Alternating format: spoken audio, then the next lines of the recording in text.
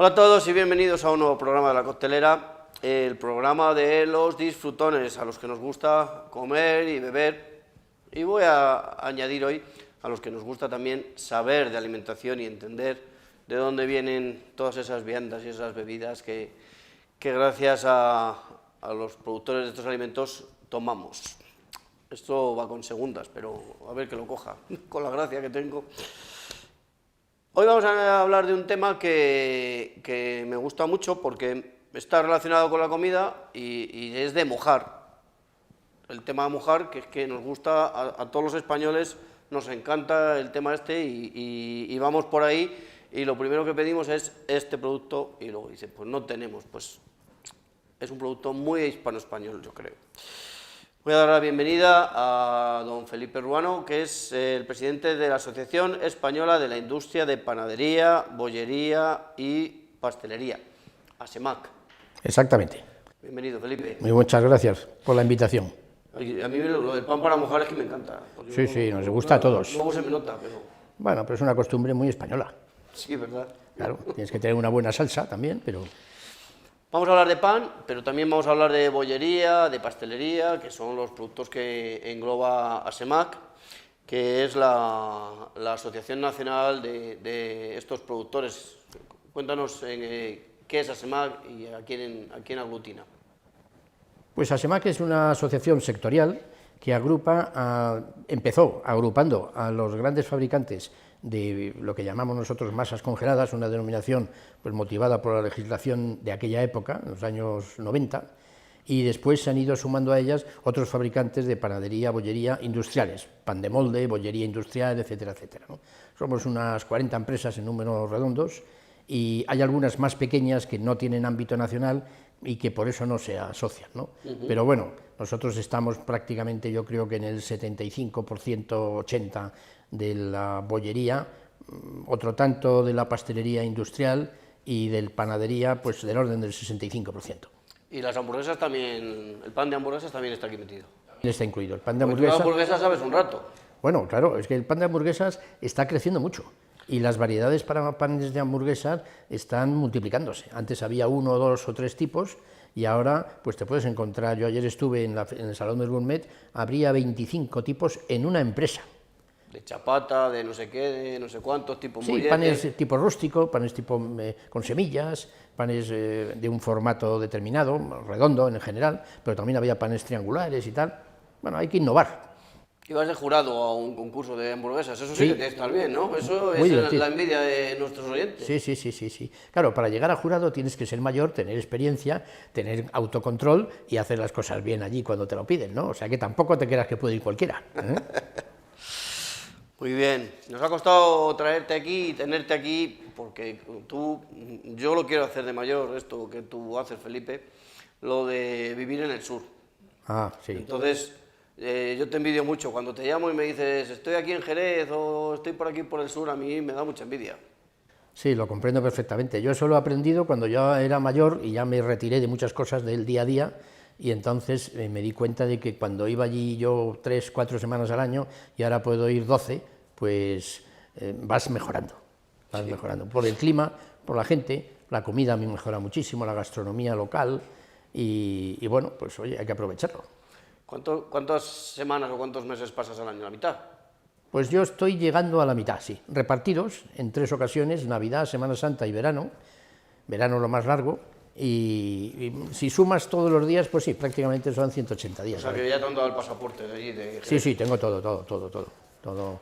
Hasta cuando había la COVID esta tenía mi pase especial andaluz de no sé cómo lo llamaban, el carné ese específico, ¿no? Pero bueno, no tuve que utilizarlo, afortunadamente. Muy bien. Dicen los chicos que eres aquí, a cada uno que viene le ponen un nombre, y a ti te han llamado el hombre de los panes y los peces. Sí, mira qué bonito. Porque les he chivado yo algunas cosas, entonces, o sea... Sí, eso está muy bien. Porque tú también le tiras a los peces. También, yo tengo la suerte por una cuestión de herencia y luego porque me eligieron como presidente de un consejo de administración de una compañía de atuneros congeladores, ¿no? Que por cierto, hace una semana, el martes pasado, estuve visitando oficialmente la base de Rota, invitado por el almirante de la flota y viendo toda la organización que tienen para lo que llaman ellos Operación Atalanta, que es para proteger a los navíos que pasan por el Índico y que donde hay ahí algunas fuentes de piratería en Somalia, ¿no?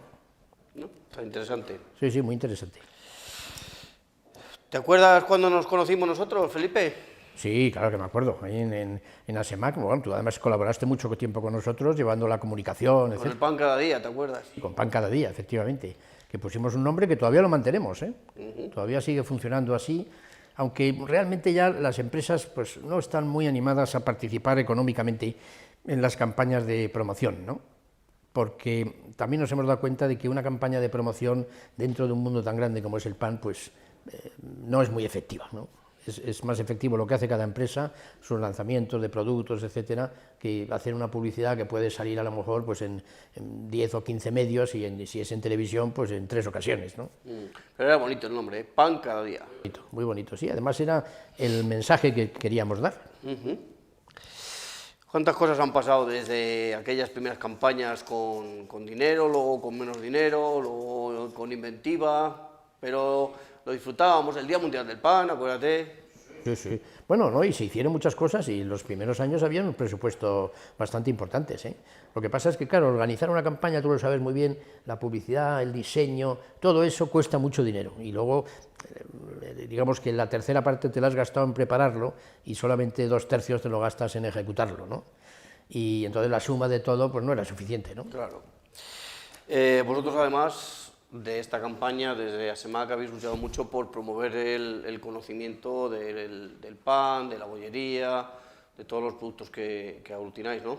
Todos, porque nosotros constantemente, por el cambio de legislación, tenemos que estar, digamos, modificando nuestras formulaciones, escuchando pues, grupos de consumidores o de organismos estatales pues, que te recomiendan que utilices menos esta materia prima, que la sustituyas por otra, etcétera, ¿no?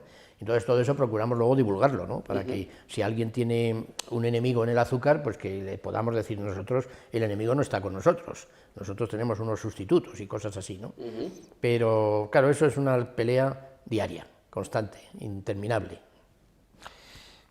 Te voy a poner un reto, a ver si eres capaz, porque a mí me parece interesante escuchártelo, que nos cuentes en 2 minutos tu trayectoria profesional, porque yo creo que es interesante saber un poco. 2 minutos, 2 minutos. 2 minutos, mi trayectoria profesional, antes de que empiecen los 2 minutos, ¿en el mundo del pan, la bollería y tal, o en todo el mundo?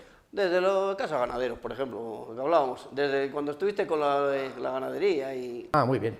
Bueno, yo en aquel año que ya había tenido 2 trabajos más o menos largos, importantes, en 2 compañías, pues aparecí en la Asociación General de Ganaderos del Reino, la antigua Mesta.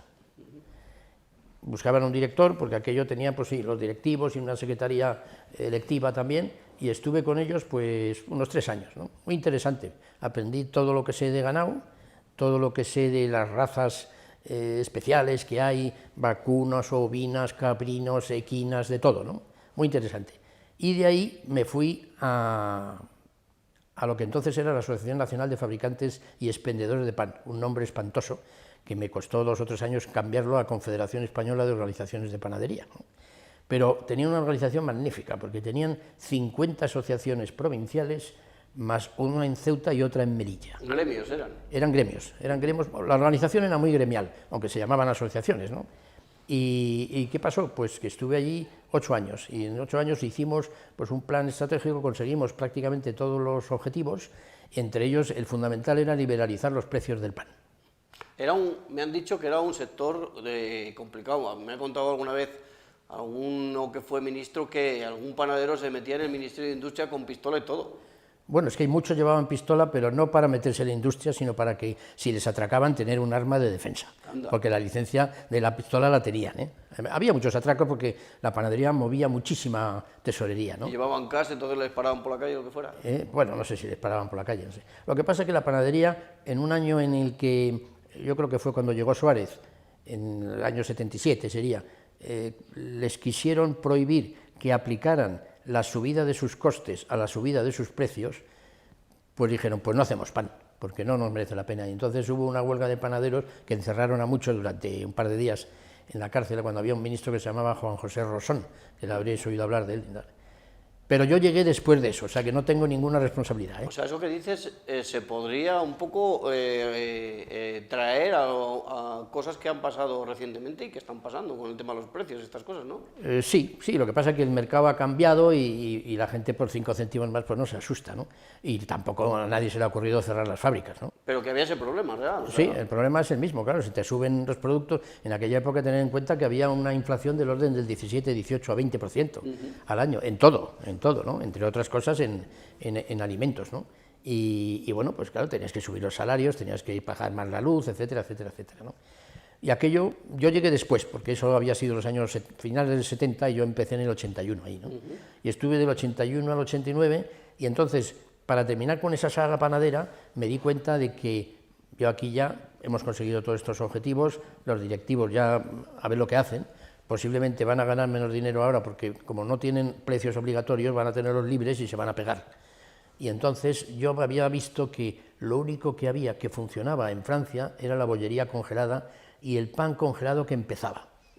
Y entonces, pues con una empresa que yo me quería ir y la empresa quería montar algo para diversificar en ese negocio, pues compramos una pequeñita y empezamos a despegar así. Y entonces, para que os hagáis una idea, la primera estadística, fundamos la asociación en el año 90, la primera estadística creo que la hicimos en el 92 o así, eran 20.000 toneladas y ahora fabricamos 1,5 millones. O sea que acertamos. Eso fue bien. Es la tecnología aplicada a la alimentación y nos trae hasta estos días. Exactamente, y liberalizar y no creer que los panaderos podemos seguir siendo todos unidos, pactar los precios, etcétera, y seguir siendo todos igual de pequeños. Eso no puede ser en el mundo de la empresa. ¿A qué retos se enfrenta hoy en día las empresas que representas, Felipe? Pues mira, yo te diría que lo principal es cuidar el consumo, porque nosotros, por ejemplo, el consumo de pan viene descendiendo desde hace décadas, pero en los últimos años más gravemente todavía. El de bollería se recupera en parte por la hostelería y por el turismo, se ha recuperado bastante, aunque perdió, pero se está recuperando muy bien. Y la pastelería es una parte muy pequeña. Y luego además, pues con el tema del azúcar, de que si eso los dulces engordan, etcétera, pues está muy estancado, ¿no? Lo principal es cambiar un poco la imagen del producto para que se recupere el consumo, pero lo veo muy difícil. Difícil, pero el tema de los panes especiales, estas cuestiones, al menos en las ciudades sí que tira y Sí. se están poniendo tiendas muy bonitas, productos y panes que ya tienen pues su peso y que aguantan en el tiempo y que están muy buenos de sabor, ¿no? Sí, pero los panes especiales no consiguen vender en volumen lo que vendían los panes comunes, ¿no? Es decir, el consumo en general, el volumen total, disminuye, disminuye, disminuye y disminuye. Ya. Del orden del 4, 5, 7% al año, que es una barbaridad, pues estás hablando antes había 2 millones de toneladas, estamos en 1.800.000. O sea que 200.000 toneladas es una barbaridad. Pero es la evolución típica, imagino, de sociedades modernas, desarrolladas, en las que otros productos van, digamos que van cogiendo ese lugar que antes tenía el pan, porque me acuerdo de mi abuelo y esto que pues, consumían 100 kilos de pan al año. Sí, efectivamente, no, esos consumos gigantescos, pues mira, quedan, que yo recuerde, pues en Turquía, pero por ejemplo Bulgaria, que se separó un poco del bloque soviético cuando en los años 90, 91, 92, pues estaba también en 100 kilos habitante y ahora debe estar en 60. O sea que el desarrollo pues te permite comprar otros alimentos, ¿no? Y el alimento más básico y más barato, pues pierde. ¿Tú crees que el pan engorda? Te lo digo de broma, claro. Bueno, yo creo que todo lo que comes, si no lo desgastas, engorda. O sea que tienes que gastar más de lo que comes, ¿no? Sea pan o sea lo que sea, ¿no? Sí, pero sabes tú que hay gente que se queda con... No comas pan, que el pan engorda. Y ahí se quedan, no van más allá. Sí, no van más allá, a lo mejor en cambio se toman 2 gin tonic después, ¿no? Pero claro, tampoco el gin tonic tiene por qué engordar, pero claro, si estás quieto, sentado, parado y te has tomado 2, pues esas calorías las tienes ahí dentro, ¿no? Y más el gin tonic que el pan. Claro, efectivamente, sí, además el consumo de pan hoy en día es pequeño, o sea que no es, digamos, no es el culpable de que las personas engorden, ¿no? Muy bien, pues ya hemos conocido un poco este sector, lo que es el pan, que a mí, pues yo le tengo un cariño especial a este producto, pues porque prácticamente nacimos con él y pues siempre lo hemos tratado. Pero bueno, ahora vamos a otra sección un poco más... No sé, me da un poco de cosa hacértela, pero la vamos a hacer. Hala, allá tú. Te voy a tirar la bocina. Si no quieres contestar, le das a la bocina. Ah, vale, vale. ¿Vale? ¡Opa!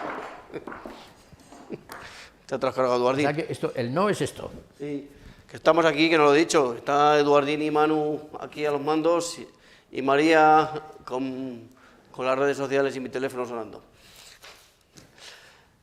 Felipe. Ánimo. Esta es la adelante. sección más famosa que tenemos aquí y te voy a hacer la pregunta. Vas a salir bien, porque como sabes salir bien, y además es que es muy fácil en tu caso. ¿Cuánto dinero ganas al año? ¿Cuánto dinero? Ganas al año. Ah, eso... Eso solo lo sabe Hacienda. Eso lo sabe Hacienda. ¿Cuántos ministros has conocido tú más o menos en estos años? Ministros, ¿te refieres referidos a la agricultura? O de otros gremios. Bueno, de otro, imagínate, la cantidad de gobiernos que ha habido aquí, ¿no? Pero la agricultura yo creo que por lo menos 8 o 9. Y de estos, ¿quién es para ti con el que mejor te has entendido, el más simpático? Bueno, no teníamos demasiada relación. Para mí el que más valía de todos desde que empecé era Jaime Lamo de Espinosa. Pero no teníamos mucha relación con él porque nosotros pues, todavía éramos en un sector incipiente, pequeño, no teníamos gran contacto, ¿no? Pero luego nos entendimos bien, también con los últimos, cuando con Tejerina nos entendíamos muy bien, con Miguel Arias también, ¿no? Ya teníamos más peso la asociación y en esos años pues podíamos hablar con ellos. Con la parte crítica, en el sentido de que decían que, claro, como nosotros crecíamos mucho, las empresas cada vez eran más grandes, que estábamos ganando mucho, y entonces el ministerio se tenía que dedicar a los pequeños y que ganaban poco, que a nosotros no nos gustaba esa imagen, ¿no? Que yo creo que lo que hay que procurar es que todo el mundo gane mucho y que todo el mundo crezca. Pero bueno, quitando esa falta, les pondría un aprobadillo. ¿Quién es, tú que conoces mucha gente y que ves mucha gente a lo largo del día, quién es para ti, quién ha sido de todas las personas que has conocido, la persona más atractiva del sector? Atractiva por imagen física, por inteligencia, por atracción. Hay gente que desprende simpatía, que desprende interés. Sí, bueno, oye, yo he tenido la suerte de conocer a mucha gente de ese nivel y a muchos empresarios muy buenos en nuestro sector y en los relacionados, ¿no? También en la COE y en la FIAP, ¿no? Hemos conocido allí pues, a un secretario general de la FIAP magnífico que tuvimos, Jorge Jordana, que duró una eternidad, y luego, pues yo me acuerdo en la COE estaba Carlos Ferrer, que era un presidente espléndido, el vicepresidente de la Asociación de Ganaderos del Reino era vicepresidente de la COE también, o sea que en aquella época éramos importantes, sí. Y luego llegó Cuevas, que también fue un tío estupendo, y que además te escuchaba, te asesoraba y te ayudaba si podía. Esa gente dentro del mundo empresarial fue fenomenal. Y luego, en el mundo de la empresa, pues hombre, yo me acuerdo que la primera empresa que montamos con las masas congeladas fue con Puratos, que en aquella época se llamaba T500, que era un producto, una marca suya. Luego se fusionó con los belgas de Puratos, y el presidente, que se llamaba Ellis, era un tío excepcional y un empresario de primera categoría. Ahí, cuando ves a una persona que vale mucho y te fijas en lo que hace, aprendes mucho más que en la universidad. Está claro. ¿Cuál ha sido la mayor metedura de pata de tu carrera profesional? Pues fiarme de un competidor, ¿sí? En un pacto lícito de suministro. Ajá. No me tenía que haber fiado, pero me confié. No se puede ser cándido en el mundo de los negocios, hay que ser desconfiado, no arriesgar tu confianza.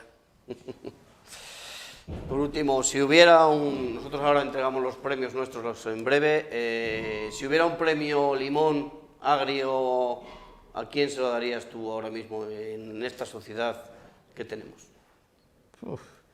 Pues a una gran parte de la prensa que está hablando mal del pan en cuanto se le pone a tiro. También hay otros productos que le dan más, ¿eh? Sí, pero a mí me interesa el mío, claro. O sea que la prensa a veces es culpable. La prensa que lo haga mal. La prensa que lo hace mal porque sin informarse bien sacan una noticia que es mala, ¿no? Eso no está bien hecho. Eso no es profesional. No es profesional. Bueno, muy bien, ha salido airoso. Bueno, pues gracias. Tengo aquí los compañeros que son un poco capullitos, pero bueno, no son malas personas del todo. Entonces, yo le he dicho, digo, vamos a dejar, quieren hacerte un juego ahora de Trivial, pero yo como sé que eres un tío culto e ilustrado, voy a poner aquí al John Deere la bandera que no se le ve, como sé que eres un tío culto e ilustrado, les he dicho, vamos a dejarlo, que seguro que acierta, ¿vale? Vale. Trivial del pan, van a llamarlo. Vamos a ver. ¿Cuáles son los panes clásicos que existen en nuestro país de toda la vida? Pues hombre, el candeal, el pan de corteza dura, blanco, refinado, etcétera, y luego pues el pan de flama, que es el de la barra típica, ¿no? Bien. ¿Qué otro nombre recibe el pan árabe? Yo creo que pan de pita. Bien, 2 de 2. ¿Cuál es el pan más usado en la India? En la India, pues yo creo que pan frito, o hecho sobre la plancha, no sobre horno. Esto no lo sé, esto lo tenemos que mirar, porque me han dado un nombre que pone naan, lo mismo es ese pan, pero... Naan, sí, pero yo no sé indio. Hindi, no sé hindi. ¿Qué Puede otro? que se llame así. Puede ser. ¿Qué otro nombre recibe el pan nórdico? Bueno, yo no sé sueco, pero ellos hacen una especie de pan seco, que le llaman crusty krun o algo así, que es un pan muy seco, es parecido a las regañás estas que hay andaluzas, y eso se hace extraordinariamente seco, aplastado, y con unos cuadraditos y tal. Yo creo que se llama como Kraft Brot o algo así. Puede ser. Aquí pone pan de la edad de piedra, será algo parecido. Bueno, pan de la edad de piedra es otro. El pan de la edad de piedra es uno que hacen ahora con frutos secos. Pero no es un pan típico sueco, es un pan típico sueco de ahora. De ahora, porque lo puedes hacer en tu casa con una masa y con frutos secos, pistachos y cosas así, ¿no? Es un pan un poco original, pero es un pan moderno. Y otro pan que está de moda, ¿de qué parte del mundo proviene el pan al vapor? De China. Sí, Asia... China y Taiwán. Sí. Bueno, Taiwán y China es lo mismo, cada vez más. No creemos aquí un conflicto diplomático. No, que no se imita esto por China, o por Taiwán. Bueno, yo creo que ha salido bien. ¿Has visto cómo si se lo sabía? Eduardín. Esto tendrá premio, claro. Claro, sí, al final. Al final. O sea, todavía queda. Todavía queda. Vamos al sorteo. ¿Qué nos has traído para sortear, Felipe? Pues yo lo único que puedo sortear es un bollo bueno, de gran calidad. A ver, ¿qué tienes por ahí? Pues mira, tengo una trenza. Este es un bollo extraordinario. Enséñaselo a Eduardín a la cámara. Hecho durante más de 24 horas, porque tiene varias fermentaciones, y entre fase y fase, pues hay que tenerle un tiempo, se rocía con un cierto licor, se pone las pasas, etcétera. Es muy bonito, muy atractivo. ¿Tipo trenza se llama eso o cómo? Trenza, sí, trenza. Esto es un invento alemán. Y entonces creo recordar que había unos alemanes que se fueron a un pueblo de Aragón y allí empezaron a hacerlo y luego lo hicieron una panadería, una pastelería. Nosotros empezamos a comprarlo, vimos que se vendía tan bien, con lo cual lo que dijimos es, oye, hay que fabricarlo. Entonces nos hicimos una inversión muy importante para poderlo fabricar de una manera mecanizada, porque si no tenías que tener a 30 personas para todo lo que vendíamos, ¿no? Y esto te estoy hablando del año 2000 sería, o sea que llevamos ya 20 y tantos años vendiéndolo. ¿Pero qué es antes, Felipe? ¿La trenza esta de Aragón? De Almudévar. Almudévar es un pueblo. ¿Pero qué es antes? ¿Los alemanes que iban con la trenza o la trenza de Almudévar? Los que llegaron a Almudévar habían visto una receta y la empezaron a hacer allí, en una pastelería, ¿no? Y entonces, pues los que iban por allí, como nosotros, pues nos dimos cuenta. Cuando estás en una empresa y quieres innovar, pues tienes que pensar y tienes que copiar. Y muchas veces, pues ves algo bueno y dices, oye, si esto lo mecanizo yo y lo saco a un precio razonable y no tengo problemas de hacerlo bien, pues puedo suministrar a toda mi clientela, ¿no? Y así fue esto. El benchmarking que llaman los modernos. Sí, claro, el benchmarking es permanente, porque tienes que estar siempre en cabeza, ¿no? Sí, señor. Pues nada, aquellos que quieran participar en el concurso a través de nuestra cuenta de Instagram, vamos a sortear una magnífica, yo la voy a probar ahora, la que sorteamos no, otra, una magnífica trenza. Nosotros la llamamos trenza Corfes, porque le pusimos una marca. Ajá. Nosotros tenemos la empresa que yo dirigía entonces, ¿no? Pero la marca sigue existiendo, ¿no? Y le pusimos Corfes porque era una marca, digamos, que sonaba alemán, sonaba fiesta y no estaba registrada, que todo eso tienes que buscarlo, ¿no? Claro. Y entonces lo lanzamos ahí con una línea de pastelería especial, ¿no? Bien. Pues vamos a ir terminando. ¿Has estado a gusto? ¿Se han portado bien los chicos? ¿Todo? Muy bien, me ha gustado, no he oído ruidos, no he oído nada. Un teléfono en un momento dado, pero nada más, ¿eh? Siempre me pasa. Claro, siempre. A mí me lo han quitado del bolsillo para que no me pasara. O sea que... Pues te vamos a dar la última taza que tenemos de la coctelera, Felipe. Ah, qué bien. Porque hemos encontrado una que no sabía yo que la tenía y te vas a llevar para que por las mañanas te acuerdes de la coctelera. Hombre, un desayuno perfecto con esto, ¿no? ¿Ves? Le puedo echar un chorrito de algo, ¿no? Porque como estamos hablando de cócteles... Claro, muy bien. Bueno, el nombre de la coctelera es un nombre simpático, ¿eh? Sí. ¿Por qué se lo pusiste?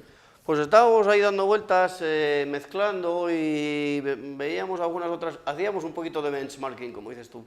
Y entonces, pues, se nos ocurrió el tema de los cócteles, que es un poco mezclar todo. Y de la mano del amigo Bosco Torremocha, que conoces, Sí, hombre. pues empezamos y nos animó y estuvimos aquí con los aparatos. Nunca hemos hecho, tendríamos que hacer alguna historieta de cócteles, pero bueno, yo no sería el primero que empezaría, yo benchmarking, ya sabes. Claro. Sí, pero bueno, si algún día inventas un cóctel especial, pues eso te dará fama, prestigio y quién sabe si dinero. Deja. Muy bien, pues nada, que gracias por estar con nosotros, Felipe. Muchas gracias a vosotros por la invitación, por la taza y bueno, porque me consideréis un amigo vuestro, que lo soy. Eso es, cada vez que cuando quieras venir a contarme alguna cosa, decir, oye, mira, Ricardo, me ha pasado esto, he estado en un concurso de bocadillos de panceta. Bueno, ahí llámame antes. Sí, tiene buena pinta ese concurso, ¿eh? Para eso llámame. Vale. Tú me lo dices, te vienes, me lo cuentas y luego hacemos un reportaje y se lo mostramos aquí a toda esta gente. Fenomenal, pues contar conmigo. Muchas gracias. De acuerdo, gracias a vosotros todos. Nos seguimos viendo. Nos seguiremos viendo. Bueno, pues hasta aquí la costelera de hoy, de pan. Cada día tocamos un producto, estamos viendo un tema de carne, otro tema de vino. No sabemos cuál será el siguiente, así que os esperamos en el próximo programa. Hasta pronto.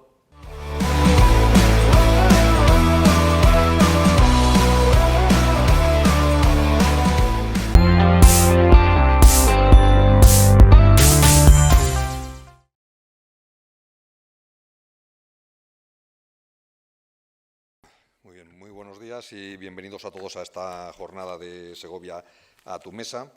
La ponencia de apertura tiene un título muy sugerente, Presente y futuro de la alimentación en el mundo, y explicar el presente podría llegar a ser relativamente sencillo. Ahora, explicar el futuro no está al alcance de cualquiera y para eso hoy contamos con la figura que ostenta el conocimiento suficiente para desgranarnos esta información.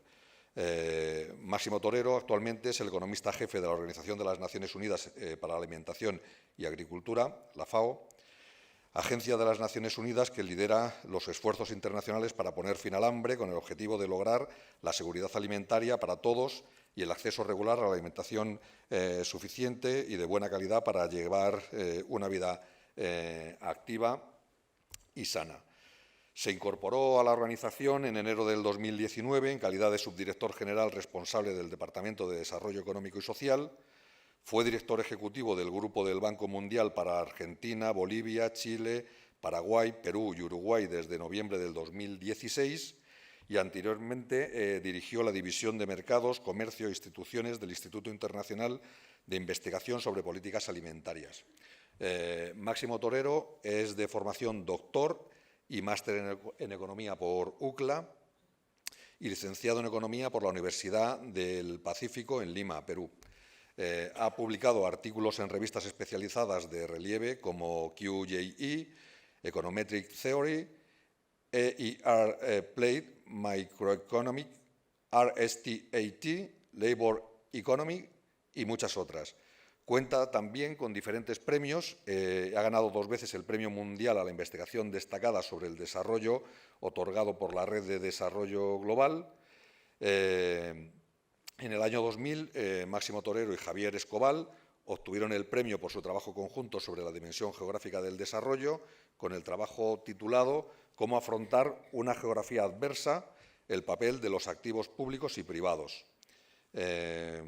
Por favor, un aplauso para Máximo Torero. Bueno, la presentación que voy a hacer la hemos titulado Presente y Futuro de la Alimentación en el Mundo. Y un poco lo que quiero reflejar es cómo está la situación hoy en día, qué es lo que creemos que puede pasar y qué es lo que deberíamos estar haciendo.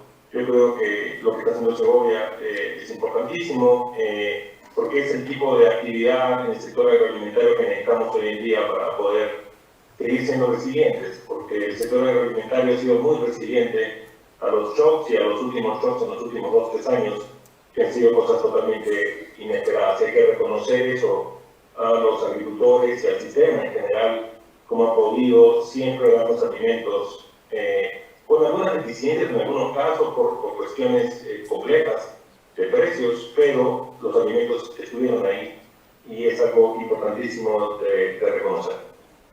Entonces déjenme empezar un poco con cómo es la historia y cómo ha evolucionado. Este gráfico lo que muestra son los precios de granos, de fertilizantes y de energía, que son 3 elementos centrales en lo que es el sistema agroalimentario. Como pueden apreciar, si vemos la línea azul celeste, que es la línea de granos, han habido picos a lo largo del tiempo. Aquí estamos hablando desde el 2006 en adelante, pero si lo hacemos desde el 1970 va a ser muy parecido. Entonces tenemos la crisis de 2007-2008, donde hay un pico no solo de los granos, pero también de los fertilizantes y de energía. Tenemos la crisis de 2011-2012, luego tenemos la crisis que hemos vivido en los últimos 2 años, que empieza con una exacerbación de precios por la recuperación del COVID-19 y luego se exacerba con la guerra en Ucrania, dado que la guerra en Ucrania para las exportaciones de 2 grandes exportadores en el mundo, que es Ucrania y la Federación Rusa. Entonces, ¿qué es lo que esto nos dice? Que lo que vemos hoy en día no es muy distinto de lo que vimos en 2007, 2008, 2011, inclusive en el 75. La gran diferencia es que en el 75, el 2007 y 8 y 11 fue debido a cosas climáticas, sequías fundamentalmente, y a medidas impuestas por los países para proteger esta situación, que son las exportaciones, las barreras a la exportación, especialmente en 2007-2008 en el caso del arroz, pero también de otros productos. Mira que en el COVID-19 fue una aceleración por un incremento muy fuerte del impulso de los países para que se recuperara el crecimiento que se había perdido durante el COVID-19. Y eso llevó a un salto de demanda y a un proceso inflacionario de los precios en general, pero especialmente de los precios de alimentos, que es lo que estamos viviendo, y una de las razones por las cuales las tasas de interés han subido tanto. ¿Por qué? Porque si sube la tasa de interés, baja la liquidez y por lo tanto debería reducir la demanda y eso debería bajar los precios. Y luego viene la guerra en Ucrania, que es atípico, que es algo totalmente creado por los seres humanos y que básicamente restringe al mundo de las exportaciones de 2 grandes países exportadores, fundamentalmente Ucrania, por el lado de los cereales, el trigo, el maíz, las oleaginosas, y por el otro lado insumos para fertilizantes, que es el gas natural que venía de la Federación Rusa, y también los fertilizantes per se, que eran los primeros exportadores de nitrógeno y potasio y calcio. Entonces eso llevó a que los precios de los fertilizantes se multiplicaran por 4 y los precios de los commodities alimenticios también se incrementaron fundamentalmente, al igual que el precio de la energía, que dado que era gas natural que venía mayormente de Europa y con esto se hacía nitrógeno, exacerbó aún más los precios de los fertilizantes. ¿Cuál es la consecuencia hoy en día? Porque hoy en día vemos que los precios han venido bajando, esta es la caída que ven al final del gráfico, con la excepción de arroz, que subió bastante en los últimos meses, pero que ya ha empezado a estabilizarse, y sube porque el arroz no fue afectado por la guerra en Ucrania, pero sí fue afectado por el lado de los insumos. Entonces, como estaba en un buen momento de precios bajos durante la guerra, al subir el precio de los insumos 4 veces, el arroz usa mucho fertilizante, eso llevó a que no fuera rentable para los productores de arroz seguir produciendo arroz, y la área plantada para el año pasado y para este año se redujo. Eso ahora ha cambiado un poco porque ya los fertilizantes se estabilizaron, y por eso que estamos viendo un cierto nivel de recuperación. Y adicionalmente vienen unas barreras de exportación. Pero si ustedes me preguntan cuál es la consecuencia más seria de la guerra en Ucrania, es que hemos sacado de la ecuación a un gran exportador de cereales que es Ucrania, porque ya no tiene el share tan importante que tenían las exportaciones mundiales. Han habido otros países que han implementado, como el caso de Brasil, Argentina, Estados Unidos, pero implica eso que un mundo que ya era bastante concentrado, donde teníamos pocos grandes exportadores, se ha vuelto a reconcentrar más al desaparecer uno de los grandes jugadores de ese mundo de exportación. Y por eso son estos picos, por esa vulnerabilidad inédita que tenemos en el sector agroalimentario de cereales fundamentalmente, y de insumos, donde hay muy pocos grandes exportadores. Menor el número, menos resiliente voy a ser, y más vulnerable a choques climáticos, mayor el número, mayor capacidad de respuesta voy a tener. Entonces el mundo de la exportación de cereales se ha vuelto a reconcentrar a niveles de 2007-2008 como consecuencia de la guerra. Ahora, otro elemento que es central cuando hablamos de precios es lo que son las exportaciones y las barreras a la exportación. ¿Por qué es tan importante? Porque cuando vemos la barrera a la exportación, que son políticas que toman los gobiernos, esto puede exacerbar la situación si es que no tiene mucha razón de ser. Pero veamos la evolución. Acá tenemos un gráfico donde el eje vertical vamos a tener la cantidad de calorías que se comercian en el mundo, y en el eje horizontal tenemos las semanas desde que el evento empezó. Entonces, por ejemplo, si vemos el caso de COVID-19, en la semana 11 o 12 empezaron a aparecer ciertas barreras en la exportación, porque al comienzo el COVID-19 se concentró mucho en la parte de salud y se olvidó de que los alimentos se habían que movilizarlos en el mundo. Muchos de los puertos se cerraron por cuestiones sanitarias y de salubridad, y no permitió mover los commodities. Luego vino un mensaje muy fuerte, en parte debatado, que era: no hay salud sin alimentos. Y se trabajó mucho porque algunos países ya habían empezado a poner barreras en las exportaciones. Y es el pequeño pico que ven en la línea azul, en la parte de abajo del gráfico. Pero con este movimiento y la apertura de los puertos hacia los alimentos y priorizando el movimiento de alimentos en todas las políticas de los países, llevó a que eso tuviera que desaparecer, y ya no era rentable poner este tipo de barreras en la exportación. Y por eso es que cae muy fuerte. Ahora, si vemos la línea amarilla, eso es lo que pasó en la crisis alimentaria del 2008. Hubo un periodo donde se aumenta fuertemente las barreras a la exportación, y eso lleva a una exacerbación de precios muy alta. Y luego se estabiliza, pues se estabiliza a un nivel alto. En el caso de la guerra de Ucrania, vemos también un pico inclusive mayor que la que era del 2007-2008, porque totalmente separaron las exportaciones de grano de Ucrania y de Federación Rusa cuando se cerró el Mar Negro, y eso llevó a un extremo de barrera de exportación. Pero luego, con el acuerdo que saca el secretario general con Turquía, con Rusia y con Ucrania, se abre el Mar Negro y eso baja las barreras a las exportaciones, y sigue bajando, pero luego se ha quedado estabilizado a un nivel alto, y se han aparecido nuevas barreras. Y en este gráfico lo podemos ver por commodity, por tipo de commodity. Entonces, fíjense, en el amarillo tenemos el caso de lo que sería el trigo, y la nueva que ha aparecido es la de arroz, del impuesto de India, que ha llevado a que los precios también de arroz se hayan exacerbado en los últimos meses. Entonces, también es no solo el shock climático, o en este caso la guerra, sino también las políticas que ponen los países que pueden llevar a esta exacerbación de precios y que pueden traer consecuencias sobre, por supuesto, la capacidad de la seguridad alimentaria de la población, sobre todo la más vulnerable. Ahora, tenemos que hacer una diferencia también en lo que son commodities, que es el trigo, el arroz, el maíz, la soja, y lo que es el precio del consumidor final que ustedes compran en el supermercado. Este precio del producto final de los alimentos es un precio procesado. Por ejemplo, si yo compro una palta Hass en el supermercado en Italia, ya ha venido empaquetada, ha venido limpiada, cumple con los estándares, eso tiene un valor agregado. Más extremo es el caso del pan, ¿no? El pan usa un porcentaje muy bajo de trigo, pero le incluye otros elementos para poder hacer pan. Entonces, cuando otros precios también están subiendo por problemas logísticos, etc., esto lleva a que el precio del commodity final no esté muy correlacionado necesariamente al precio del commodity inicial. O sea, el trigo puede estar bajando en los últimos 14 meses, pero el pan no ha bajado a esta misma velocidad. Y normalmente la caída del precio del producto final es bastante más lenta que cuando se incrementa. Y esto se ve en este mapa, ¿no? En el lado izquierdo vemos la inflación nominal, donde el rojo es la más alta, en verde es la más baja.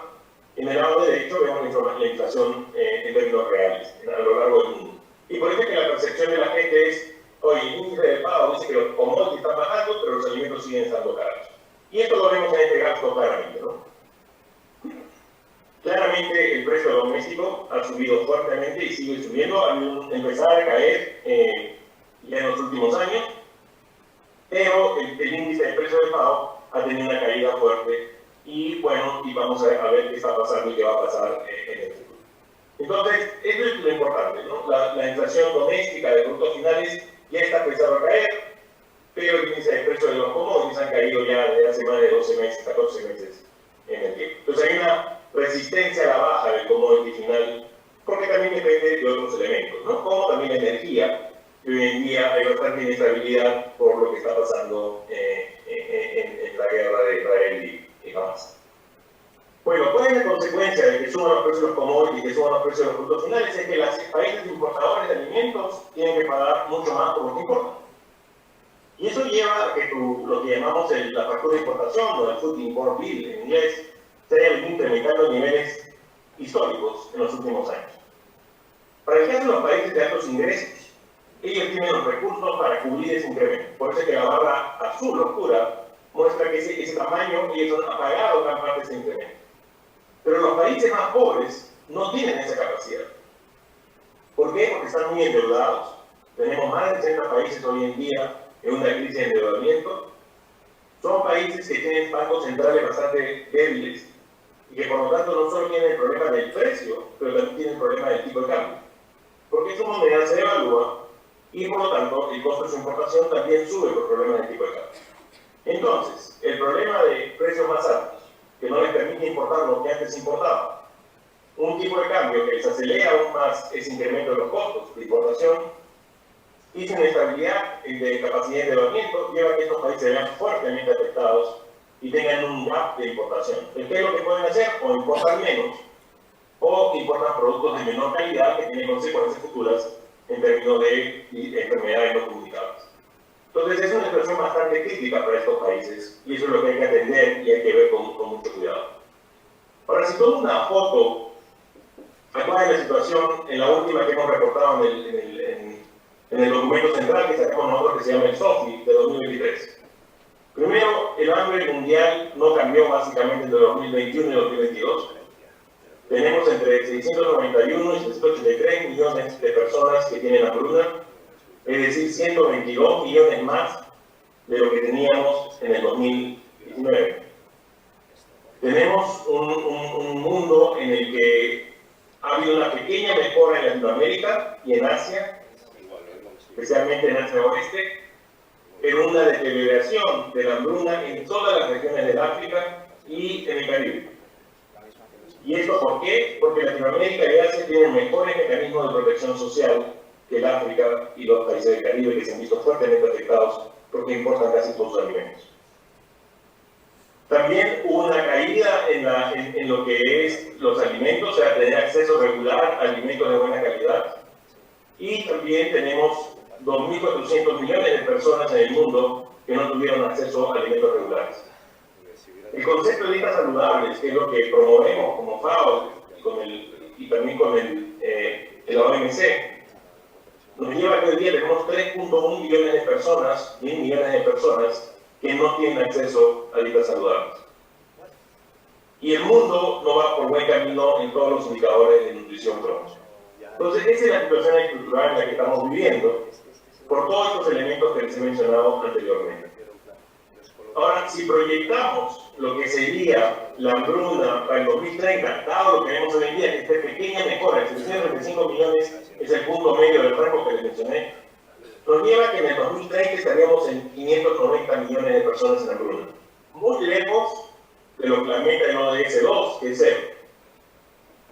Ahora, es importante destacar que si descontamos a esto el efecto del COVID-19, que es la línea doteada en azul, tendríamos 119 millones de personas menos en nutrición crónica, y si descontamos el efecto de la guerra, que es la línea doteada en naranja, tendríamos 23 millones de personas menos en hambruna. ¿Qué quiere decir esto para mí? ¿Qué es la parte positiva? Que de no haberse dado estos dos shocks, que nadie los esperaba, sobre todo el COVID-19 y la guerra en Ucrania, podríamos haber estado en una tendencia mucho más favorable que nos hubiera puesto en 431 millones en el 2030 y no en 600. Sin embargo, queremos 0. Entonces eso hubiera implicado que tendríamos que acelerar más el proceso. Entonces, ¿por qué digo positivo? Porque espero que ahora que ya no hay el impacto de COVID, el efecto de la guerra en términos de alimentos ya se diluyó, podríamos mejorar sustancialmente en los siguientes años, pero eso va a depender mucho de las políticas y va a depender mucho de qué es lo que pasa con el cambio climático y la frecuencia de eventos. Otro tema que es muy importante y que he de destacar es que en los estudios que hemos hecho, hemos encontrado que el consumo de alimentos en la parte urbana y rural no es como esperábamos. Normalmente uno esperaba que el consumidor urbano consume alimentos del mercado final, es decir, alimentos procesados. Lo que hemos encontrado es que en el mercado rural se consumen muchos alimentos procesados. Una importante parte de su canasta es productos del mercado y no tanto lo que ellos producen. Entonces este gráfico muestra este continuum rural-urbano y muestra en el lado izquierdo para las ciudades urbanas, en el medio para las ciudades periurbanas y en el lado derecho para las ciudades rurales. Entonces acá lo que les quiero mostrar es cómo es la composición de los alimentos, ¿no? Entonces el primero están las barras azules que muestran el gasto en consumo, cuando es poco procesado, cuando es muy procesado y cuando es comida fuera del hogar. Y como pueden ver, si bien es cierto que en la parte urbana y periurbana esas barras azules son más fuertes, son altas, y el amarillo intenso es más fuerte, en las partes rurales también tenemos un componente importante de alimentos que son procesados, consumidos procesados, y que son altamente procesados, pero además que son alimentos fuera del hogar. El azul es países con un presupuesto alto de alimentos y el amarillo es países con presupuesto bajo en alimentos. En ambos casos vemos esta composición. Entonces, ¿qué quiere decir esto? Esto quiere decir que la política que teníamos de que el sector rural consume lo que ellos producían ya no es tan cierta, ¿no? Entonces, este consumo de productos del mercado también afecta el tipo de política que podemos poner, porque claro, puede llevar al consumo de alimentos ultraprocesados que pueden tener consecuencias serias también para el caso rural, pero además los hace más vulnerables al incremento de este precio final, porque ya van a comer alimentos de consumo, que ya están para el consumidor final procesados, y ergo, esta inflación alimentaria que normalmente le afectaba mucho más al sector urbano, también está afectando al sector rural. Si nos movemos un poco más a los países en crisis extrema, normalmente hacemos un reporte que se llama el reporte de alerta temprana, los hotspots de seguridad alimentaria, y aquí utilizamos otro concepto. No es el concepto de hambruna que les estaba hablando, sino es un concepto más de corto plazo, que le llamamos acute food insecurity, inseguridad alimentaria aguda, y que está relacionado a las fases del IPC. Entonces, lo que hacemos nosotros es que tempranamente alertamos qué países están en una situación bastante crítica y que esa situación se puede empeorar más en el futuro. Y esos son los países en azul oscuro, en este mapa, casi todos en África. Luego tenemos los países intermedios y luego los países que son alerta pero que tenemos muy serio. Entonces, ¿qué tenemos en azul oscuro? Tenemos a Sudán, Sudán del Sur, tenemos a Burkina Faso, tenemos ahora ya Palestina, ha cambiado, y países de riesgo muy alto, Afganistán, Pakistán, Somalia, Etiopía, Djibouti, Nigeria, etc. Pero también tenemos países en Centroamérica, como son Honduras, Guatemala y El Salvador, y Nicaragua, que también tienen problemas y potenciales problemas futuros, y sobre todo ahora con el niño se van a ver muy impactados. Entonces esto nos permite ver la cuestión de corto plazo, que es donde la ayuda humanitaria tiene que concentrarse en lo que les presenté anteriormente, es una cuestión más de todo el sistema agroalimentario, una situación más crítica. Entonces, si quiero resumir estos primeros slides, tenemos hambruna crónica, 735 millones, inseguridad alimentaria, 2.5 millones, dietas saludables no alcanzables, 3.1 millones. Tenemos drivers centrales, que son los conflictos, el clima y la crisis económica. COVID-19 fue más la crisis económica. Hoy en día, en los países en altos niveles de seguridad alimentaria aguda, tenemos los conflictos y el clima que están impactando muy fuerte. Y todo esto refuerza aún más las desigualdades económicas que en el COVID-19 se incrementaron fuertísimo, porque hubo un incremento de la pobreza extrema, se retrocedió casi 10 años, y las desigualdades se exacerbaron enormemente. Entonces, esta es la foto que vemos hasta hoy en día, una foto no muy buena, nada buena, y en la cual hay que hacer cambios muy fuertes. Ahora, si quiero poner esto en un marco más genérico, entonces diseño este gráfico que creo que ayuda a entender un poquito la vulnerabilidad que tenemos. El primer concepto, y creo que ustedes lo están viviendo hoy en día con los problemas de sequía que están viviendo, que están poniendo muchos problemas los sistemas de reaseguramiento, que ustedes tienen, son históricos en el caso de España, son que este sistema agroalimentario opera en un sistema de riesgos e incertidumbres. Riesgos e incertidumbres en el cual el riesgo lo puedo medir y lo puedo tal vez asegurar. La incertidumbre es más complicada. Hay tres elementos donde estos riesgos e incertidumbres afectan. Uno es la parte humanitaria, donde tenemos un problema de emergencia, donde hay que alimentar, y la parte de migración. El segundo es el escenario macroeconómico, donde hemos visto los vínculos entre energía a través de los biocombustibles en 2007, 2008, 2011, pero ahora a través de los insumos, los fertilizantes. Un endeudamiento muy alto y una evaluación muy fuerte del tipo de cambio por el incremento de la tasa de interés, y también la contaminación de las tierras a través de minas o a través de potencial contaminación nuclear. Y luego son los riesgos del sector per se, ¿no?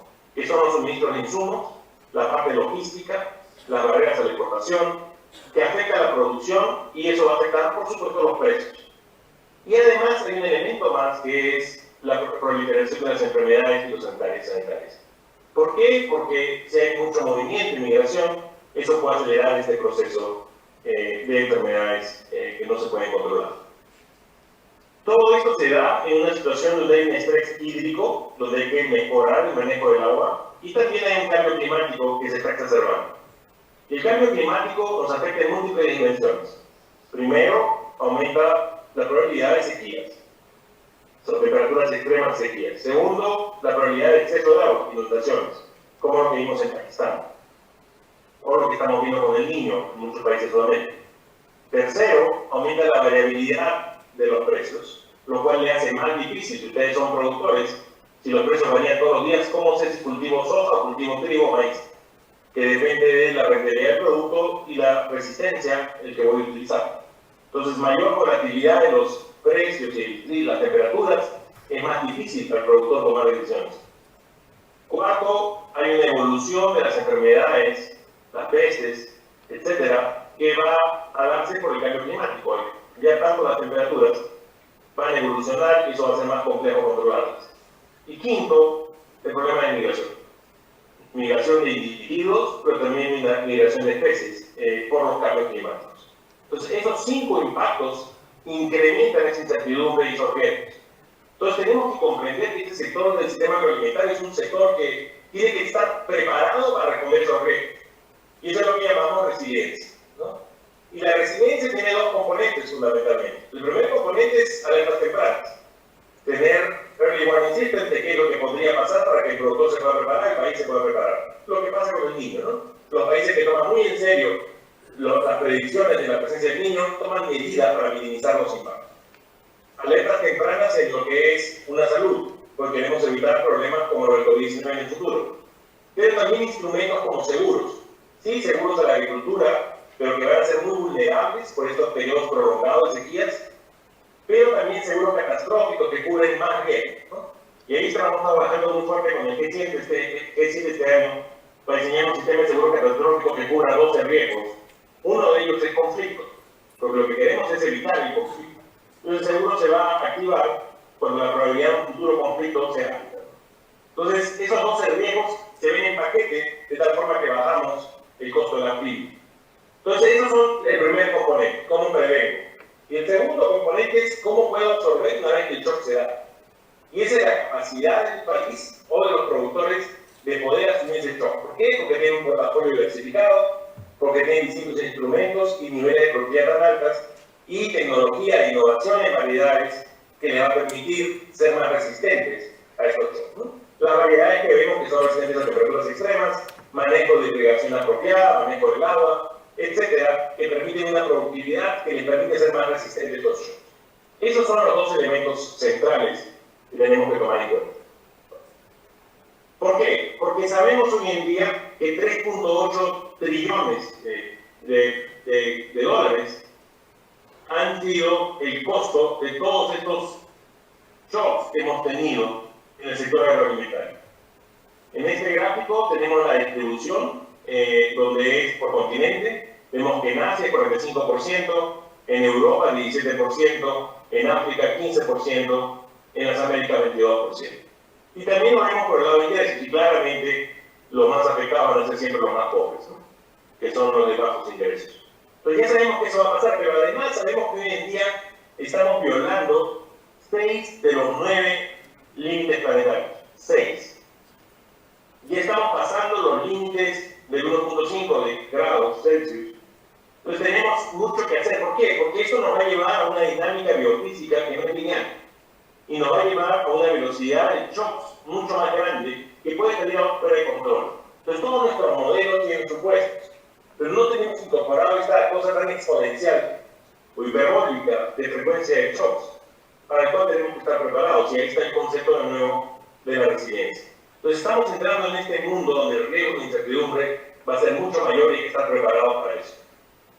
Además, los sistemas agroalimentarios ejercen una función central, que es el derecho a los alimentos.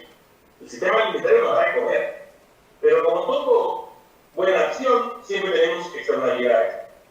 Entonces, ¿qué es lo que pasa? Contribuye al cambio climático porque genera emisiones, afecta a la biodiversidad, afecta el uso del agua, 70% del agua fresca es usada para la agricultura y también genera polución. Entonces, ese sistema agroalimentario, que es tan bueno porque nos da el derecho a alimentos, tiene estas externalidades negativas. Ahora, yo lo veo del otro lado. Yo veo, estamos dando el derecho a alimentos, hay que mejorar eso. Pero también tenemos un espacio muy grande para hacerlo de una forma más eficiente, para reducir esas ineficiencias que generan estas externalidades y para mejorar la distribución en el mundo. Uno de los principales problemas que tenemos hoy en día es que la distribución de alimentos en el mundo no es la apropiada.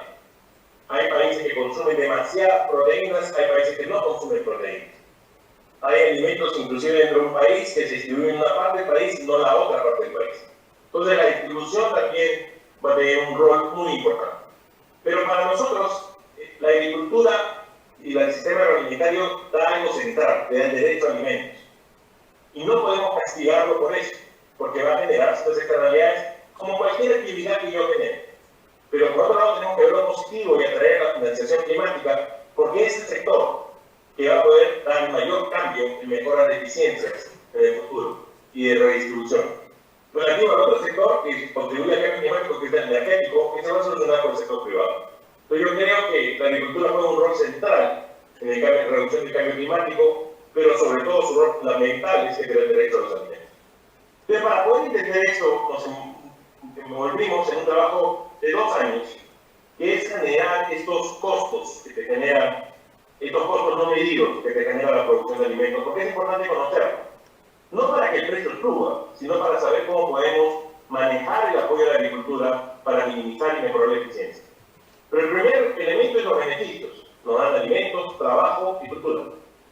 Todos esos beneficios, la gran parte de ellos se ven reflejados en la demanda y la oferta. Por otro lado, tenemos impactos en el medio ambiente, en la salud y en la sociedad. Y esos son los costos. Hay que ver cómo balanceamos esto para mejorar esa eficiencia. Entonces hemos medido para todos los países, 154 países, ¿Cuáles son esos costos en la parte tanto de salud como en la parte social y como en la parte climática? Y eso nos ha permitido ver a través de la cadena de valor cómo podemos manejar estos problemas. Entonces, ¿qué es lo que nos ha dado como resultado? Nos ha dado como resultado que, con certidumbre, estamos hablando de 10 billones de dólares de costos no medidos en general de la agricultura. 12.7 en total, pero 10 con certidumbre. De esos 10, la mayor parte son relacionados a salud y fundamentalmente en los países desarrollados.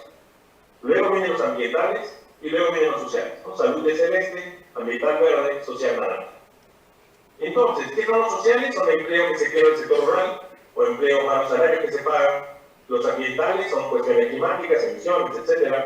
Y salud son enfermedades no comunicables por el consumo de hidratos saludables.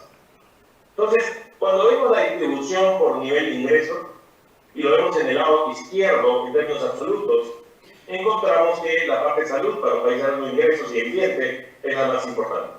Mientras que para los países de bajos ingresos, el ambiente y sobre todo la parte social es la más importante. La de salud aún no es tan importante como lo pueden apreciar en el gráfico del lado derecho. Entonces esto nos ayuda mucho a entender cómo debe ser nuestro apoyo de la agricultura, cómo se deben manejar los subsidios que aún hay en la agricultura, de tal forma que sean más eficientes y minimicen estas externalidades negativas. Se acaba un ejemplo de países para que tengan una idea de cómo es la distribución. Miren, los Estados Unidos, el salud es lo más precario, lo más importante, pero es parecido a Egipto en cierta forma. Pero vemos por otro lado en Irán los temas de cambio climático, de ambiente, son centrales. Entonces hay mucha heterogeneidad y eso es lo que venimos trabajando con los países hoy en día. Entonces, ¿qué es lo que hay que hacer? Y un poco para concluir esta presentación. El primer tema es que nuestros sistemas agroalimentarios hoy en día nos han ayudado, nos han mostrado una resiliencia bastante fuerte. Y eso hay que aplaudirlo. Hay que aplaudir a nuestros productores que han logrado sobrepasar estas emergencias, estos problemas tan serios que nadie esperaba. En segundo lugar, tenemos mucho espacio para mejorar la eficiencia, que nos va a permitir el lema que nosotros manejamos hoy en día, que es buenos alimentos para todos, para hoy y para mañana. Podemos seguir mejorando la productividad para tener mejores alimentos hoy en día. Cuando hablamos de mejores alimentos, buenos alimentos, hablamos de alimentos saludables. Pero si queremos tener también ese derecho a los alimentos para mañana, de buenos alimentos, tenemos que hacerlo de forma sostenible. Y esa es la parte de la transición que tenemos que lograr en el sistema agroalimentario. Entonces, se necesita tener eso y se necesita generar un sistema, como les he venido diciendo, que tiene que ser resiliente. Un sistema donde la resiliencia debe estar al centro, porque sabemos que es un sistema que va a estar bajo mucha presión de riesgos e incertidumbres. Por el cambio climático, por otros elementos de conflictos y también por el estrés del agua, que va a ser uno de los principales motivos de conflictos en el futuro. Entonces, ese es el concepto que tenemos que tener detrás. Ya no podemos pensar en una agricultura estática en el tiempo. Es una agricultura que tiene que ajustarse a cómo se va a ir evolucionando esta frecuencia de shocks que les expliqué. Entonces, la construcción de un sistema de alerta temprana, la primera componente de resiliencia, y capacidad de absorción, el segundo componente de resiliencia, para poderse recuperar y poder resistir más, es central. Y es lo que las políticas del gobierno deben focalizarse y los mismos productores y empresas del sector privado deben focalizarse. Nosotros hemos venido trabajando a lo largo del tiempo en cómo hacer esto y cómo lograrlo. Primero, en los países de emergencia hay que integrar las políticas humanitarias con la política de paz y buscar reducir el conflicto. Y eso a través de inversión en actividades que les permitan tener ingresos alternativos y que minimice ese riesgo del conflicto. Tenemos que proteger a los hogares y a las cadenas de valor durante la desaceleración económica y eso es parte de la capacidad de absorción. Acá implica también desarrollar sistemas de protección social sólidos, sistemas que tengan rosters actualizados, sistemas que puedan reaccionar ante shocks climáticos y actualizar ese roster porque no sabemos dónde va a caer ese shock climático. Normalmente el sistema de protección social se enfoca en los más pobres, pero puede ser que va a afectar a otras poblaciones que no son los extremadamente pobres, pero sí son pobres, pero el shock nos puede llevar a la extremada pobreza. Y eso lo queremos evitar. Entonces la velocidad del ajuste del roster es muy importante. Tenemos que fomentar la resiliencia climática en los sistemas agroalimentarios. Y acá la tecnología, la innovación, la ciencia nos tiene que ayudar muchísimo para poder hacer eso. Tenemos innovaciones muy buenas que están pasando, pero también tenemos que encontrar formas de que estas innovaciones sean inclusivas. Inclusivas a género, inclusivas a las minorías. Porque si no, lo único que vamos a hacer es vamos a exacerbar más las desigualdades. Y eso es lo que tenemos que tratar de evitar. Queremos evitar un incremento de las desigualdades. Tenemos que concentrarnos mucho en el manejo del agua. Cómo mejorar la gestión del agua, cómo usar el agua de forma más eficiente. Eso va a ser central para el futuro. Y hay mucha experiencia en esto de la cual podemos aprender. Tenemos que buscar cómo fortalecer e incentivar cadenas de valor que incrementen la diversidad de alimentos para bajar el costo de las dietas saludables. No es admisible que 3.1 mil millones de personas no tengan acceso a dietas saludables. En Asia tenemos casos de 70% de países no tienen acceso. Igual en Latinoamérica, a pesar de que Latinoamérica produce alimentos para el mundo. ¿Cómo logramos hacer un cambio en los mecanismos de apoyo a la agricultura para apoyar otros productos de alto valor que ayuden a bajar ese costo de las dietas saludables? Por ejemplo, estamos hoy día trabajando en una iniciativa que se llama VAX, que está tratando de promover lo que llamamos desde abajo hacia arriba, trabajando con suelos y la salud de los suelos, promover lo que llamamos semillas de oportunidad, que tienen capacidad nutricional y son más resistentes al clima, para que podamos tener una mayor oferta y a la vez generar una demanda de esa producción de productos resilientes y nutritivos. Entonces, ¿cómo podemos incentivar ese tipo de incremento de producción va a ser central? Y el gasto público tiene que estar alineado. Pero no solo es el gasto público, es el gasto de las entidades financieras internacionales, el gasto de apoyo del ODA, el gasto del sector privado. Tenemos que tener una claridad. Nosotros hemos desarrollado lo que llamamos el mapa para el ODS 2 y 1.5 grados, donde tenemos 8 áreas de acción sectorial y 2 que es cross-cutting, que es data y políticas, donde mapeamos qué es lo que se debe hacer para lograr el ODS 2 en el 2050, no en el 2030, y a la vez no ir en contra de lograr el 1.5 grados. Creo que ese tipo de mapas va a orientar mucho la inversión privada, la inversión de los AFACs, y lo pueden encontrar si buscan Roadmap, SDG2, 1.5 y DCFO, lo van a encontrar. Van a ver cómo podemos tener una guía de qué es lo que se debe hacer para realinear el gasto público, privado y de los bancos de inversión. Y eso implica tener mejores políticas de inversión en sistemas agroalimentarios más sostenibles, que podamos reducir también los costos ocultos. Porque como les dije, hoy en día el sector agrícola, el sistema agroalimentario se ve como el malo, el que genera costos ocultos, el que genera externalidades, el que genera el cambio climático, 30% de las emisiones, el que valora la biodiversidad. Pero eso no es correcto, hay que cambiar ese lenguaje. El sector agroalimentario nos da alimentos. Nosotros no tenemos un planeta sin seres humanos. Nos da alimentos, nos da el derecho a los alimentos. Y eso genera, por supuesto, externalidades. Como toda creación que hagamos, vamos a tener externalidades. Esas externalidades, en el caso de la agricultura, se pueden mejorar, se pueden reducir sustancialmente. Simplemente vemos pérdidas y desperdicios. 30% de los alimentos del mundo son perdidos o desperdiciados. Tenemos un margen enorme para mejorar. Y esa mejora hace que este sector sea también muy atractivo para la inversión financiera del sector climático. Hoy en día la mayor parte de la inversión financiera del sector climático se va a energía, cuando la energía se va a fusionar con el sector privado. En el caso de la agricultura necesitamos ese financiamiento, solo 3% viene de la agricultura.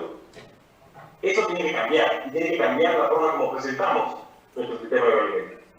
Bueno, queridos colegas, muchísimas gracias. Como les dije, un verdadero placer estar con ustedes y encantado de responder preguntas de ustedes. Gracias.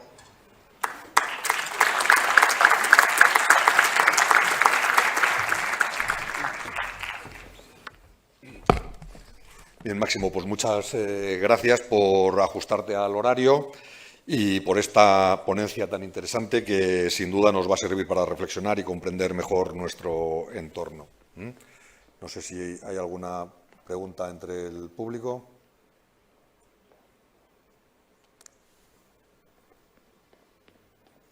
Pues si no, perdón. Máximo, gracias por la exposición. Como dice Chema, yo creo que ha sido muy interesante. Me gustaría preguntarte dos cosas. La primera es, conoces obviamente la situación que se vive en toda Europa de reivindicación por parte del sector agrícola y ganadero en cuanto a la situación que viven, pues por incremento de normas, los precios ajustados, muchas otras cuestiones que no les permiten desarrollar su actividad como ellos creen que tendrían que hacerlo y como se hacía y se hace habitualmente. Mi pregunta es, vosotros con esa visión internacional de todos los países, la primera pregunta es, ¿esto ocurre también en otras partes del mundo? La situación que se tiene por parte de los agricultores en estas dificultades que tienen en Europa. ¿Y cómo puede afectar también, Europa es exportador neto de alimentos, cómo puede afectar esa posible disminución de las producciones en Europa por la disminución del número de explotaciones, del número de agricultores que se viene dando en los últimos años? ¿Cómo puede afectar al hambre o a la situación de abastecimiento y soberanía mundial en cuanto a la alimentación en países que dependen básicamente de las exportaciones de Europa y de otros continentes? Muchas gracias. No, muchísimas gracias por la pregunta. Lo primero que hay que entender es que en el mundo el sector agrícola es uno de los sectores con mayor cantidad de distorsiones. Y esto complica las cosas, ¿no? Son distintos tipos de distorsiones. Control de precios, subsidios, cosas que no dejan que el mercado opere como debería ser. A veces, por supuesto, son cosas necesarias, ¿no? Cuando quieres apoyar un sector que está muy afectado por ciertos shocks, son cosas necesarias, pero deberían ser temporales, ¿no? Y el otro problema es la regulación. Una regulación excesiva nunca va a ser buena. Primero, porque va a ser muy difícil de monitorear. Y segundo, porque genera y le hace perder incentivos a los productores. Entonces, yo creo que la situación que se está viviendo en Europa es una situación compleja en estos momentos. Hay un problema muy serio por lo que pasa en Ucrania, que ha llevado a efecto, porque Ucrania es un gran exportador de alimentos, y eso ha tenido consecuencias en los países vecinos a Ucrania, pero también esas consecuencias han extrapolado a los países de la Unión Europea. Pero además hay políticas que tal vez yo creo que sería oportunidad, yo tomaría esta situación de hoy en día como una oportunidad para evaluarlas con mayor cuidado y ver qué ajustes hay que hacer para dar los correctos incentivos al sector agrícola. Europa es un gran exportador de alimentos, pero sobre todo es un gran exportador de insumos a la agricultura. Y si eso se ve afectado, va a afectar mucho al mundo. Ya se vio afectado por el lado de nitrógeno, de fertilizantes, en la época de la guerra de Ucrania, pero también se va a ver afectado por el lado de semillas y por insumos que vienen de la agricultura y también la exportación de alimentos. Entonces yo creo que hay una responsabilidad muy grande de poder buscar soluciones basadas en evidencia sólida que permita ayudar. Pero el otro elemento es que no podemos ver a Europa en una burbuja que no esté interconectada al mundo. Yo creo que hay que entender que hay una interconexión con el mundo y al igual que Europa exporta, también importa. Entonces hay que analizar tanto los impactos de las políticas hacia ustedes como los impactos de las políticas de ustedes hacia afuera, de tal forma que podamos vivir una sociedad más justa y equitativa. Yo creo que es importante tomar en cuenta esos análisis y ver cuáles son las medidas que podrían ayudar a acelerar los procesos, y a mejorar los procesos y también dejar que Europa esté en la frontera tecnológica del mundo. Creo que es algo también muy importante en lo que es la producción. Ahora hay un tema muy serio que está afectando especialmente a España, que son las sequías, ¿no? Y yo estuve en una reunión de compañías aseguradoras de España, y ese tema de las sequías es muy serio para ellos, ¿no? Porque está aumentando fuertemente sus repagos a niveles de que no lo van a poder mantener en el tiempo. Entonces yo creo que es una alerta también que cualquier política que se haga tiene que tomar en cuenta ese concepto de resiliencia.